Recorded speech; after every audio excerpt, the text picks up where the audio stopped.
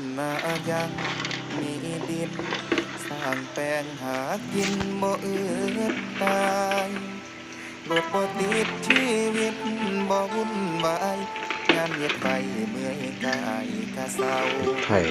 เป็นพอดประทานบริเสืสุทธิ์อเขียงจักหน่อยบ่ต้องขาดบ่ต้องแข่งไข่สดแต่เองเฮาลูกจ้างนายจ้างก็เฮาคือเก่าวงประชุมคือภาคเขา สุกๆเปื่อยๆหน่อยๆเนี่ยเครื่องบ่ต้องห่วงผักสดแน่เราขูดน้ำถูกหยอกใส่ที่หลังเดี๋ยวมันเปื่อยโพดมาลงมาป่าให้ปลูกค่อยตกให้ตูดสใบร้ากะเพรางไว้คิดให้ถูกอย่าหาเบื่